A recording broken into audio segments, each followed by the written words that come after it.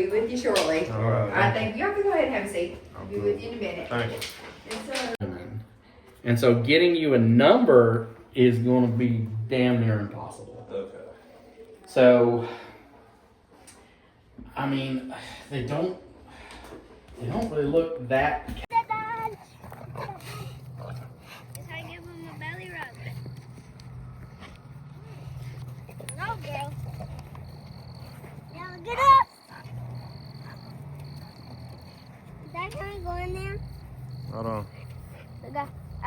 Maybe.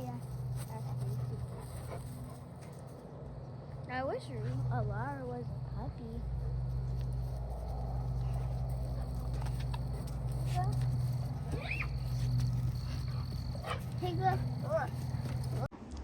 YouTube, what it do, man? X up here, BigBabyBullies, and we back from the vet. A couple days later, man. We took her up there. She confirmed. She weighing in at about 160. She wouldn't stand still on the scale, but it was about 160. We checked her heart palpitation, everything was straight. We did the ultrasound, and the doc could barely see puppies because of how thick her skin was. He had to turn up the brightness on the machine, causing the light to basically pass through the pup's skeletal bones. So he was able to see some towards the bottom of her belly, letting him know that there is indeed some puppies there. So he said for them to be showing up on the ultrasound on the bottom of her belly, let him know that it was going to be more than 10 in there. So we looking at a confirmed pregnancy, 10 plus pups. You know, first litter on her. You know, this was a natural breeding. She was tied twice, and probably in the next video I'll end up showing y'all her pedigree as well as the sire to this litters. You know what I'm saying? But yeah, so it was a natural breeding, 2 ties, 2 days apart. So because of that, we're not exactly sure when the due date is, but it will be sometime either this weekend or the following week.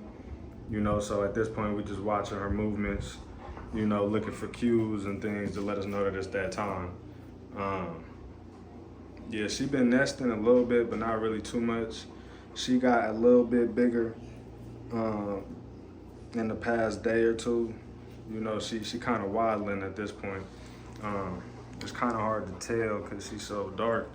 And it's super windy outside, so that's why we're doing it in here today. But you know, so we on day 59, and the doc suggested that she'll push them out between yesterday and day 63, which is Monday.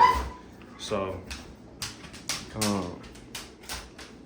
yeah, man, we just watching her, seeing what she do and stuff like that. He going off of the first day that she was tied, so you know, we just, because she was tied twice and all that, we just not sure. So, like I said, we just watching her, seeing what she do, how she acting. But she been acting pretty normal. She been eating normal. She been drinking normal and all that.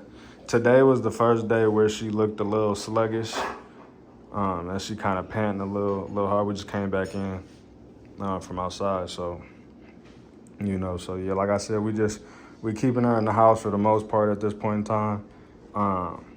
You know, letting her nest and get more comfortable in this room. So we just been keeping her in here, you know, letting her get comfortable to the space and whatnot. Yeah, so you know, we take her out a couple times a day. You know, let her stretch her legs, mess with the goats and all that craziness. You know, but she not out there all day like how she was. You know, we'll leave them out there for hours at a time. So, you know, it's none of that no more. You know, she's been in the house, like I said, just nesting. So yeah, so her feeding schedule has been 2 times a day now. We've been mixing in the puppy chow with the goat milk and the colostrum powder and all that.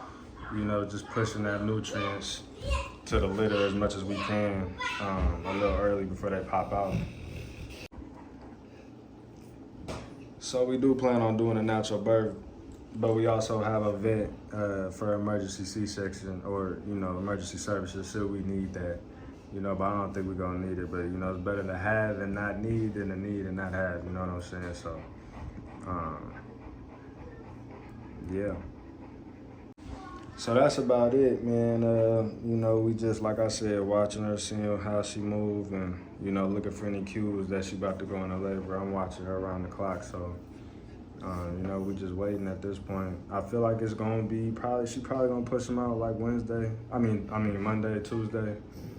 I'm not sure. This is my first Corso litter, so I've heard different things, but, you know, you could hear everything in the world and still not know what's gonna happen. So, you know, keeping a close eye on her and all that, man. And yeah, that's about it. On the next video, I'm gonna break down her pedigree as well as the sires to this litter. I'm gonna let y'all get a look at him and see what you think about him. They both registered. I want to say he's dual registered, but I know she is. So, yeah, I think it's ICCF. I'm not sure. Don't quote me on that. I'll have everything for you on the next post, but it's ICCF and AKC. So that's what she on. I'm not sure what the sire's on. I'll have that info next video though for sure. And my phone just went out. But yeah, man, if y'all been looking for a Cane Corso with the good structure, come with the papers and all that, man, definitely be on the lookout for the next update.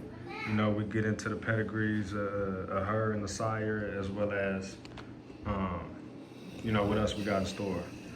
So, you know, as always, man, I appreciate y'all, you know, tapping in.